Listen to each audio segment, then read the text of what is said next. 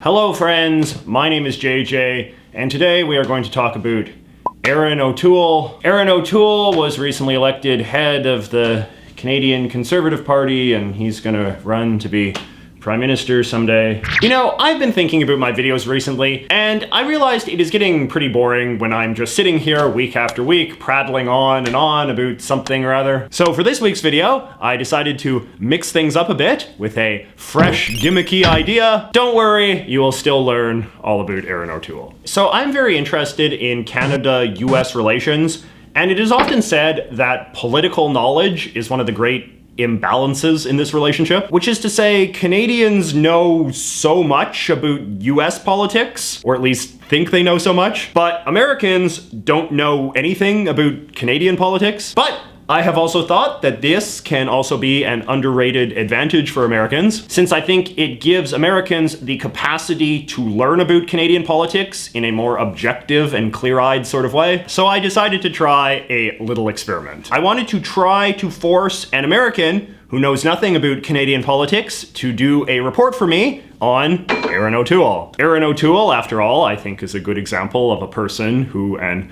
American would have absolutely no reason to know or care about, but is nevertheless very important in the Canadian political context. So while someone like me, established Canadian conservative political commentator JJ McCullough, has a lot of pre-existing knowledge and opinions on the man, I was curious how someone starting from a completely clean slate perspective would analyze him. So I found this guy, Alec Bostwick. He's an American reporter based out of New York who's done stuff for a lot of big American publications over the years, particularly video stuff. He's also got his own YouTube channel, Bostwiki. I became a fan of Alec a while ago because I think he has a very compelling personality and I think he makes very interesting and creative videos. Some of his recent great works have included a exploration of the psychology of smoking, a biography of Tucker Carlson, and this really crazy deep dive into the technology of deep fakes. I really recommend you subscribe to his channel. He does some great stuff. So anyway, I reach out to him and I'm like, hey Alec, how would you rate your knowledge of Canadian politics out of 10? And he was like, 2 or 3? And I'm like, perfect. I tell him I want you, as an ignorant American, to do some research and make me a little video report on who Erin O'Toole is. And my theory was that since he would be starting so cold, he would probably be able to make a more fair and accurate report than most Canadians could. And I'm happy to say that's exactly what he did. So here you go. Canada recently elected a man named Erin O'Toole as its new leader of the Conservative Party. But who is Erin O'Toole? I'm not famous, I'm not well known. As an American consuming a pure diet of Canadian media, that means no Wikipedia, no YouTube, just a list of Canadian media outlets shorter than Biden's memory, I've digested a few facts. Today you have given me a clear mission to champion our conservative principles. First, Erin O'Toole lays somewhere along the conservative continuum between Britain's political fox Boris Johnson and America's business bulldog Donald Trump. More nationalistic than the UK, but less circus than America, which sets the tone for O'Toole, who is a reasonably tempered speaker. Greatest lessons you learned at RMC: to listen and to try hard. O'Toole mimics rhetoric popular at Trump, Canada first, tough on China, but with subdued delivery. Talking about what you term a Canada first economic policy. Is that different than what Donald Trump says is America first? No, it's not different at all. In fact, the tariffing of Chinese overdumped steel, for example, started under the Obama administration. However, O'Toole is not as fond of the three-word mantras we like to chant south of the border, like build that wall or make America great. The challenge of the China relationship is the foreign policy challenge. Listen, you mother. O'Toole is a fiscal conservative and appears at least superficially liberal on social issues. The paper tells me he pays lip service to social cons, but he's a libertarian with a palate for progressive cultural issues. I won the leadership of the Conservative Party as a pro-choice Conservative MP. That's how I'm going to lead. One of Canada's few leaders to serve in the military, he's for fighting climate change, allowing gay men to donate blood, and LGBT rights. Conversely, O'Toole is your turnkey generic conservative on economics. He attacks Trudeau's active federal monetary policy, particularly the spending Ottawa is doing during COVID. And he would loosen restrictions on oil or national gas pipelines across Canada. As an American, Erin O'Toole would be considered center-left on the United States political spectrum. He acknowledges climate change, which the Americans didn't do until 2043. But more importantly, O'Toole is likely to be the next prime minister if he can just harvest enough Quebecois votes. Or at least that seems to be his public strategy. Learn French and let the former fur traders have their autonomy. Les armes à feu sur le non-violence. Besides catching COVID, whoops, though I guess that narrows the comparison closer to Boris Johnson. This is an NBC News special report. The president has indeed tested positive for COVID-19. Well, never mind. Life comes at you fast in 2020. Anyway, O'Toole's latest controversy, according to the press, is him blessing Quebec's enforcement of the religious garment ban on federal workers. Yes, he's had sheiks as friends, and yes, he's a libertarian, which as a rule means you don't tell other people what they can or can't wear. Nonetheless, on this issue, apparently his hands are tied. States' rights, he would shout if he were from America. A long and hallowed conservative tradition called states' rights. Banning people from wearing the religious clothing, he argues, is a law that is best left to the provinces to decide and enforce. I don't know whether he's right or wrong, but of course, this argument could also be made for abortion, gay marriage, and not letting black people sit in your school. I know because my country made the argument for all three. It's a classic tyranny of the majority conundrum. But if he gives Quebec what they want, maybe they will give him what he wants: votes to become prime minister. And that's what he'll need to win the next election. Often, the main goal in a conservative government is to protect freedom. But all our politicians should be vigilant its citizens are free from oppression, not free to oppress. A distinction that is the difference between Mormon Utah and Saudi Arabia. But I won't pretend to understand Canadian politics. I understand the media was surprised O'Toole won, curious what he'll do next, and suspicious he'll ever become prime minister. Overall, je pense que Erin O'Toole, il est ok, mais je ne sais pas. Je peux me tromper. Je suis américain. Erin O'Toole, thanks for joining us this morning. Thank you very much. True Blue is trust, it's professionalism, and it's about delivering. So that was pretty good, eh? And I don't think he really got anything wrong. What you just watched was, I think, a fairly accurate summary of what Erin O'Toole is all about. He is mostly unfamous, he is a veteran, he is a moderate on social issues, he is obsessed with winning votes in Quebec, even if that means being passive towards some of their more bigoted policies and all the rest. Anyway, I now have Alec on the line. Hey Alec, how's it going? Thanks for making me such an awesome video. I'm doing well, thank you. You're welcome. No problem. I was just curious, what's your main takeaway from the experience? I mean, it was a nice little swim through Canadian politics. I feel reinvigorated. Maybe it's just Erin O'Toole, but there's such a friendliness to Canadian politics. It reminds me of like the Midwest part of the United States. It's a distinctly different vibe than, at least from my superficial understanding, than kind of DC, New York, East Coast American politics. Like, the only thing I would say that I kind of questioned a little bit in your sort of analysis was this idea that Erin O'Toole would sort of be positioned on like the center left in America, because I certainly don't think that Erin O'Toole would probably think that about himself, or even a lot of the people that vote for Erin O'Toole would think that about themselves. But do you feel like when you were hearing him talk and that you're like, yeah, this person would be a Democrat in the States? Yeah, I mean, my reading of it was he seemed pretty open to backing, being a pro-choice candidate, being pretty out front of climate change, which are still kind of salient issues that waffle within the conservative Republican Party in the United States. I can't name a prominent Republican politician in the United States that would declare it so easily. Yeah, that's fair enough. I mean, sometimes I wonder if sort of Canadian, if sort of like the flawed analogy is that we sort of think of like Canadian politics as being analogous to like American national politics, when really sort of Canadian politics might be better sort of analogous to sort of border state politics, where I do think you get a much more sort of moderate Republican Party in, say, like Washington State or Vermont or Massachusetts or places like this. But the other thing I wanted to ask you about was just the Canadian media, you know, because you're a media man, and so sort of consuming so much Canadian news media. Did you notice anything distinctive or any sort of interesting contrast between Canadian media and American media, or is it more similar than different? I think on the whole, Canadian media struck me as relatively similar to American media. There didn't seem to be, vast differences in terms of writing style or content or angle at which they're trying to convey information. Maybe, again, a slightly more, like Erin O'Toole himself, a slightly more demure or level-headed approach to talking about the candidate or the politics. Some of the op-eds were fiery, but that's what op-eds are meant to be. I imagine they're the same in Canada or France or UK or in the United States. But just run-of-the-mill reporting struck me as of high caliber. Any bias that you detected in terms of like partisan or ideological bias? Outside of the CBC, I think leaning left, which seems to be just an inescapable theme of kind of institutional media, whether that's PBS or New York Times or BBC in Britain.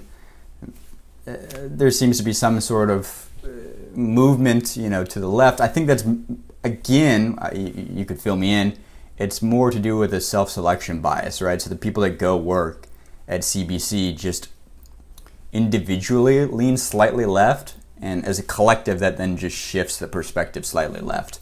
Just the same thing that happens at PBS, the same thing that happens at BBC, is that most of the employees at these media organizations are moderately left, and that just skews the lens at which you're given information. Yeah, I think that's right, and I think that certainly, like in Canada, the concept of like working for the public broadcaster as opposed to working for a sort of private media organization, I think carries with it sort of ideological, assumptions or a sort of worldview that you're sort of opting into. One of the other things I wanted to ask you about as well was in the video you sort of emphasize the sort of the Quebec sort of issue, and I think you correctly observed that Erin O'Toole, like so many conservatives in this country, is sort of playing sort of games with this Quebec legislation that they have about this sort of the religious clothing ban and all of this. This is like a very hot issue in Canada right now. You should fill me in on the context of that. Like, is it actually a hot topic in Canada? Because I don't know. Do you know? I'm gleaning it from a few articles. So I'd love to hear more about that. No, I think you did a good job at sort of like honing in on that as an issue of some controversy, because it is. That the government of Quebec, Quebec right now has a very sort of nationalistic government, and this has actually been a long sort of running issue of parties of all flavors in Quebec. This idea that the state should impose some sort of prohibition on people wearing what they call sort of ostentatiously religious clothing, which is usually understood to be primarily towards Muslims and Sikhs, that they shouldn't, that if they want to engage with the state, if they want to have a job working for the provincial government, or if they even want to have access to provincial services, that the government should impose some sort of restriction on their ability to sort of dress in this ostentatiously exotic foreign kind of way. And this legislation is like very, very popular in Quebec. And that causes a dilemma for sort of the mainstream Canadian parties, because, that sort of position is so at odds with what we could say is sort of the mainstream of English Canadian opinion. And so as a result, you have people like Erin O'Toole who are sort of trying to play kind of both sides and, come up with these kind of like mealy-mouthed, when they're asked, do you oppose or, support this legislation? They know that they can't be too supportive of it because that would hurt them in English Canada, but they can't be too opposed to it because that would hurt them in French Canada. The reason why I'm fascinated to dig into it a little more is because what it looks like to me is the classic distinction in real time of French religious freedoms and the American religious freedoms. So when you had the Enlightenment and the kind of the American Revolution, blah, blah, blah, blah, blah, Thomas Jefferson, Alexander Hamilton, and then you had the French Revolution, they had slightly different approaches to freedom from my understanding of history, which is the French had a term called laïcité, which was a much more militant approach to freedom of religion, which is like, you will not show, the yarmulke, the hijab, the abaya, like, we're going to keep that totally devoid of the public sphere. Whereas the American Revolution approach to religious freedoms, which was a much more libertarian and do whatever you want, almost a Texan approach to, you can wear whatever the heck you want, we don't really care. The government's just not going to say one's better than the other. And so, to me, reading that in Quebec and those laws struck me as Quebec being, influenced by the French laïcité approach to religious freedoms, which is they don't want to see it at all in the public sphere, versus the Western English-speaking Canada, pardon if I'm barbarically speaking like this, having, disliking that argument of banning religious garb. Am I correct in that? Yeah, I think you're exactly right. And even that term, laïcité, has been used in a French-Canadian context in particular. I think so that carries. That carries from Europe all the way to the Quebecois. Yeah, absolutely. The way that I would even go even further than sort of how you framed it is that I think that sort of in the Anglo-American sort of conception, I think that there's a sense that religion is an objective good. It's good for people to be religious and spiritual. I mean, obviously this is on a spectrum and that there's limits to that, of course. But I think that in sort of the old world French understanding and the French Canadian understanding as well, there is an understanding that that religion is kind of a net negative and that it should be fully sort of purged from society, and that, a lot of French Canadians, as a lot of French people back in the old country, are, atheist or extremely secular.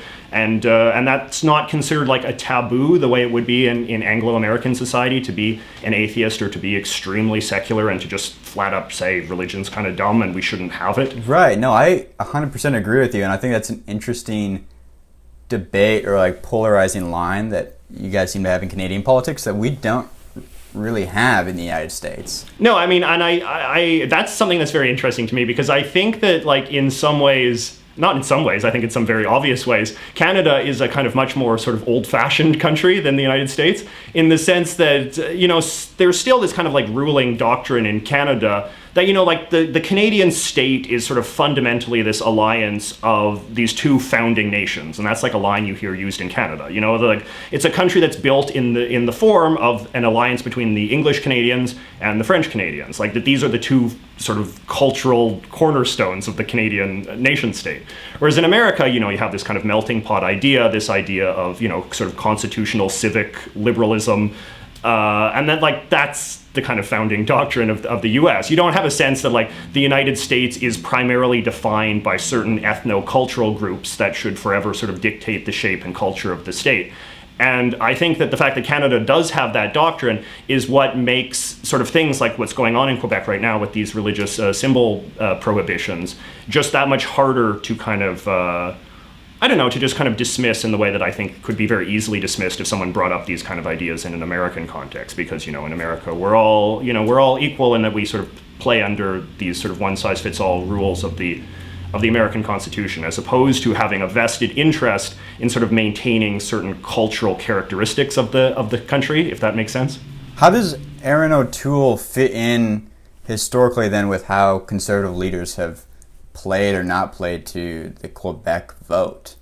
Have Quebec generally favored conservatives or not? How is that? No, because historically the way it worked, going back many, many generations, is that English Canadians generally voted for the Conservative Party, and then French Canadians generally voted for the Liberal Party. And that was sort of the big kind of cleavage in the Canadian party system, going back to the 19th century and all that. I mean, that's kind of an oversimplification, but that trend has generally stayed relatively consistent into the modern day. So the Conservative Party has always had a very uphill battle in winning seats in Quebec, just because Quebecers, I think, have historically understood the Conservative Party as kind of the Anglo Party, the party of sort of the oppressor class historically and all of this. And the patriarchy party?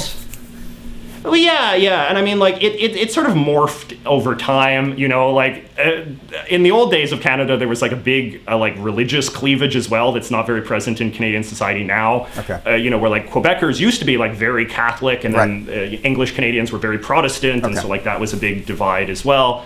But now, as the French Canadians have sort of become, very sort of European in sort of their sensibility, very secular, they've also become very left-wing, very progressive. And so there's an understanding that, the English Canadians, as manifest by their party, the Conservative Party, represents a kind of Anglo-Saxon sort of right-wing, libertarian sort of philosophy that's very sort of alien to the culture of French Canadians and French Canada.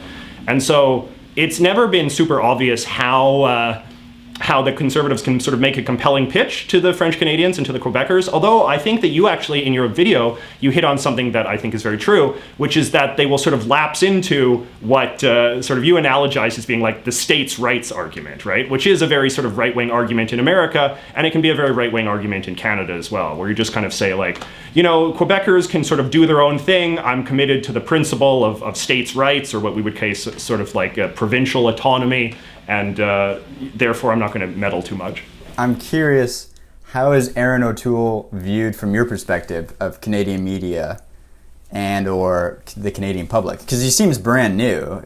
He seems, kind of amorphous. Yeah, I think so. And I mean, I like that you had that clip where he sort of says like, oh, like people don't know who I am, or like I'm kind of an unknown person. And I think like that was a great clip to use, because I think that is entirely sort of his deal. He's a very obscure politician. He's not at all a household name. You know, he served briefly in the cabinet of former Prime Minister Harper, I think for like less than a year. And he was like Minister of Veterans Affairs, so like not at all a sort of prominent position. And so, yeah, I mean, I think that he's just been sort of framed as like a new figure who sort of has to introduce himself to Canadians, somehow has to make himself well known. He didn't seem to have like a mean bone in his body. He seemed very, well, I'm not really famous. I'd love to get to know you guys. It's just such a stark contrast from at least the current Conservative Party in the United States, which is maybe not a fair analogy. Because as you and I were discussing, like, Canadians might find it odd, or Aaron O'Toole, mixing up, Stephen Harper. Erin O'Toole, Canadians might find it odd that, like, I feel that Erin O'Toole is in a more center-left spectrum, but I guess I would view it that American politics often doesn't really have a left party. Like, I've heard this criticism from particularly Europeans, that American politics is almost two arms of the right wing. You have a far right and then a moderate right. And so I wonder if that's just a reflection of that. Yeah, I mean, I don't know. I mean, I'm not super into that argument. I think it's a little bit sort of simplistic, in part because I think that like a lot of sort of political spectrum can't be measured like strictly in terms of just like a sort of policy analysis, right? So it's like if the dominant metric, for instance, is like, does the party support Medicare for all, right? Like if that's the only metric, then yeah, like, Joe Biden doesn't support Medicare for all. Therefore, like, is Joe Biden like on the right in a sort of Canadian or European political context? Because of course we all have these universal healthcare systems. Like maybe if that's like the only metric, but when we if we think of like right and left as kind of like these broader sort of psychological, sort of cultural orientations, then, I think that, people that are Democrats and Democrat supporters and Democrat volunteers and sort of allied with the sort of larger Democrat sort of culture, I think it's pretty obvious that those are sort of people that are center-left people dispositionally. Like, I don't think it's obvious to me, for instance, that you took your average Democrat politician and put them in Canada, that their first instinct would be like, I should support the Conservative Party, because I think the chances are they would look at the Conservative Party and sort of like the larger sort of cultural, sort of the cultural dimension to it, and sort of like the role it plays in Canadian society as the sort of force of, like the sort of more regressive force, the more anti-change force and that kind of thing. And they would say like, no, I don't identify with that party as a progressive. I identify with one of the Canadian parties of the left, even if by American standards they're maybe like further to the left in terms of some of the policy things that they're pushing. How aggressive are national Canadian reporters at digging into the private lives of politicians? In sort of the Canadian media bubble, there is this idea that going after politicians' personal lives is like this very American thing. And, Canadians always define themselves in contrast with the US, so that argument alone can sort of get you pretty far, right? Like that only sort of like these muckraking American journalists would care about a politician's private life, if he's having affairs, if he's an alcoholic, even if he's like gay, like it goes on and on and on. I mean, I don't think that the Canadian press has always been consistent about enforcing this kind of this sort of professional taboo that they so righteously celebrate. For example, one of the most famous politicians in Canadian history is former mayor of Toronto, Rob Ford, right? And of course, his legendary substance abuse habits were very well documented, and reporters would like camp out in front of his house and harass him and his wife and his brother and all this kind of stuff. But, in general, I think that, say, things like politicians' children, what they're up to, stuff about, like, their private habits, certainly, like, romantic stuff, like affairs and that kind of thing. I feel like there's less reporting on that. Again, I think it is a little bit more challenged these days. Like, I think that Justin Trudeau, because he's such a sort of high-profile celebrity, that there has been a lot more sort of open digging into his past, and certainly in the last election, there was a number of scandals regarding sort of stuff that he did in his private life, including the blackface, but also, like, there were allegations of sexual harassment and stuff like that. But I mean, I'm curious though, because, like, you're a relatively, sort of moderate, sort of dispositional sort of person, I think, and what is your sort of take in terms of this business? Like, where do you think is the acceptable line to draw? Do you think, like, the status quo with how America treats sort of the private lives of politicians is correct, or do you think it should be more sort of restrained, more Canadian style? I don't have a good answer because I view it through the lens of capitalism, for lack of better words. That, like, at least the American media industry is a system that's driven by advertising dollars or subscriptions, but majority advertising dollars, particularly in the digital age. In order to get advertising dollars, you're driven to just get eyeballs, to get clicks, to get people reading, and that just drives a race to the bottom. And it's whatever the consumer wants. So ultimately, what's driving the journalists digging into the sex lives of a politician's children is that the consumer will read it. To me, it's a public decision. If for whatever reason the American public seems to tolerate it or want it, and the press is happy to give it to them. Should the press provide what the public wants, or should the press take a more moralizing viewpoint, but then get accused of not reporting what the public wants to know about? I mean, I don't personally read article on principle. It's just like, I don't care if Donald Trump had an affair. That's not relevant to me. I'm not going to engage with that. I'm not going to support that type of material. But I have a personal distaste for it. But at the same time, I'm not going to tell. I'm going to grandstand and say, like, oh, it's somehow the role of journalists to be a gatekeeper to decide what the public should or shouldn't know. Did it strike you when you were just reading about Erin O'Toole, though, that, like, you weren't learning enough about his personal life? Is that sort of what provoked you to ask that? Yeah, I mean, it just was devoid of kind of personal details that often are woven into American reporting. And so I was curious, whether it just was kind of not the style of Canadian media, or there wasn't any. Maybe he is a totally vanilla candidate, but it sounds like a combination of both, but more that Canadian politics just aren't as interested, or at least immediately interested, to kind of race to the bottom of somebody's personal life. Are you comfortable giving your opinions? Do you think Erin O'Toole has any chance of winning the following election? No, that's a good question. No, I mean, I like Erin O'Toole, so, like, my viewers know that I'm sort of more conservative inclined. I mean, I do generally vote for the Conservative Party, so I wish him the best, but I think that the Conservatives did not have a great lineup of candidates this time around. And I think that Erin O'Toole was probably the best of a bad lot. Okay. They had four, quite mediocre candidates, I think.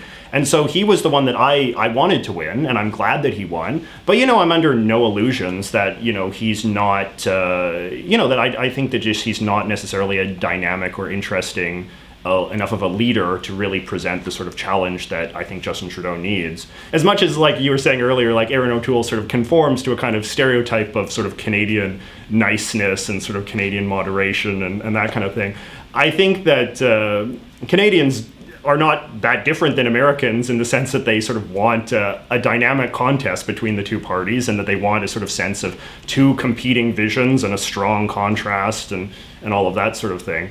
I think that Erin O'Toole's best shot is really just if Justin Trudeau, sort of the sheen has been coming off of the rose of Justin Trudeau for quite some time now, and the scandals around his administration continue to pile up. And so I think in some respects the best hope the Conservatives have is just that Trudeau, whenever the next election winds up being, is that Trudeau is sort of weighed down by scandal that O'Toole gets in by default. Sort of not unlike if Joe Biden gets elected president. I think it's sort of a similar phenomenon down there. You'll humor me with a question I'm curious about. How does the Canadian press treat Erin O'Toole, or what is your perspective so far? Does the Canadian press seem fair? Do they strike you as biased? Yeah, I mean, I think that sort of the received wisdom of sort of people on the center right, like myself, would be that, yeah, like, you know, that the Canadian press generally gives a harder time to conservatives than to liberals or to center left politicians in general. Like, I feel like that's kind of the received wisdom. You know, it's similar to America. You know, Republicans always complain about the liberal biased mainstream media and all this kind of thing. I mean, I think that Erin O'Toole is not a super hard-edged conservative, right? Like, he's not some right-wing demagogue, as we've been discussing.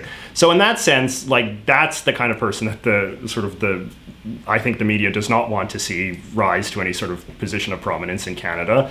You know, I think that a more sort of hard-edged conservative would have a much harder time. But that being said, the way that it's often framed is that conservative politicians like Erin O'Toole and like the guy who was the candidate before him, Andrew Scheer, the press is often very confrontational about the degree that politician is sort of able to keep the party in check, right? So this is a big difference between Canadian politics and American politics, is that Canadian politics is like ultra hierarchical, and that these people, the heads of the party, you know, Erin O'Toole or Justin Trudeau, there is so much media focus on their ability to keep everyone in the party singing from the same playbook and like being exactly the same, like being on message all the time. So if you have a member of parliament or a senator or whatever who's like beacon off and saying his own like crazy thing, the press tends to be like, Erin O'Toole's leadership is really being tested by this, you know, outburst from the backbench, and what is he going to do to rein in these people, right? And there's a lot of this too, because since Erin O'Toole, you know, as you show in the clip, since he's sort of really positioned himself as like, I'm pro-choice, like I'm moderate on LGBT rights and all this kind of thing, and the fact that there are people within the Conservative Party, obviously, who are very different on those issues. And so the way that the press often frames this is like, how is Erin O'Toole going to keep these people in check, right? He says that he's pro-choice, but, you know, he's got prominent members of his party that say otherwise. So who's truly speaking for the Conservative Party? You know that? And that, as I'm sure you can understand, is like, that's very different than the American sort of system, where I think there's more of a tolerance that, you know, everybody within the party can have their own opinion, right? Like, although you did see at that debate where Joe Biden is like, I am the Democrat Party, right? Like, that was a very sort of Canadian thing to say, I think. It's interesting the nuanced differences between two countries that are very, very similar and very different at the same time. Have you been to Canada? Yeah, my parents lived in Vancouver. My dad went to UBC for geophysics. Oh, that's very cool. Yeah. And then I lived for a time in northern Michigan, so I used to go up or just right across the border into Canada quite frequently prior to 9/11, when you didn't need a driver's license or passport or anything. You could just drive right across. And I've toured around like Ottawa and Montreal, and like, you know. Does that surprise you?